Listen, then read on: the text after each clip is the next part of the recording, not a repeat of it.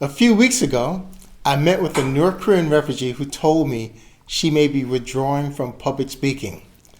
Her family members in North Korea may be getting threatened because she's been speaking out. Now, this wasn't the first time I've heard this. I'm Casey Lartigue, chairman of Freedom Speakers International. For over a decade, I've worked with Eun-gu Lee to empower North Korean refugees through English and public speaking. Today, I want to talk about one of the main reasons most North Korean refugees don't speak out. I'll start with Yeonmi Park. I met her in December 2012.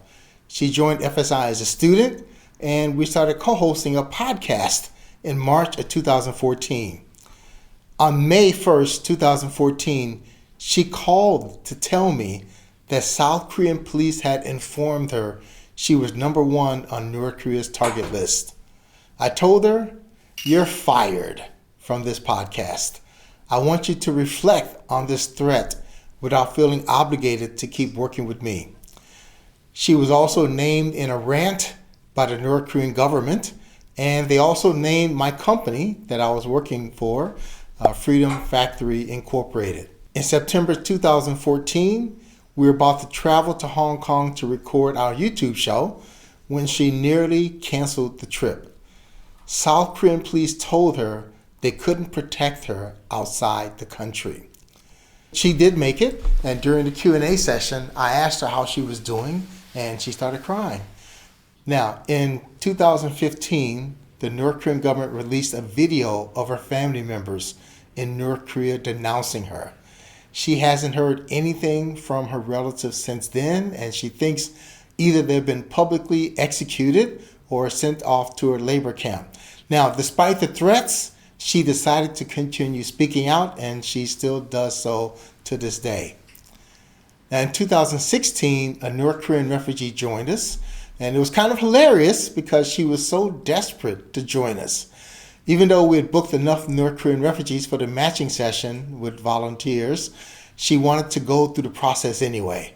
She joined our orientation even though we were already booked. Then, 2 nights before the matching session, another student dropped out, so we could invite her.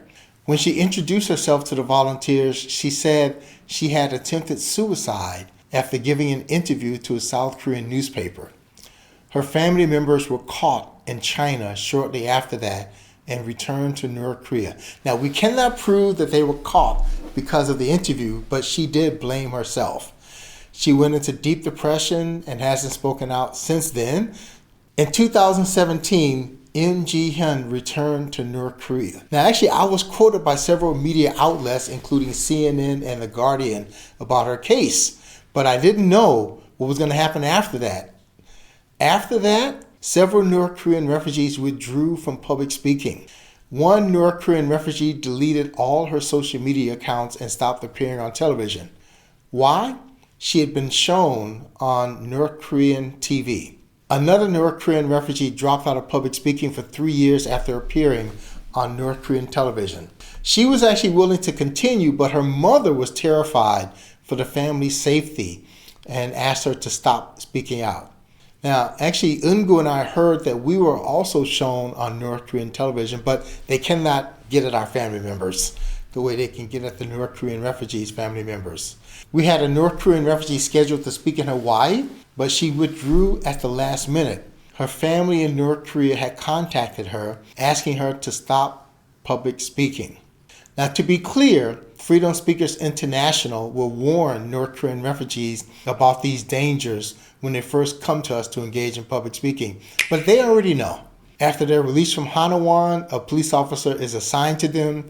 They know from their own experience in North Korea about the dangers of speaking out against the regime. For those who do speak out, they hear about the threats, such as those North Korean refugees who appear on the TV show On My Way to Meet You are reportedly tracked by the North Korean regime. Despite that knowledge, when North Korean refugees first joined Freedom Speakers International, we talk about the threats. We published 4 books by North Korean refugees. In early 2021, I suggested to Song-mi Han that she should write a book. She initially rejected my suggestion, but later she talked with her mom, and her mom was all for it. They had to consider if it was a good idea because of possible threats to their family in North Korea. I asked Seomi if she wanted to use her real name to mention her hometown.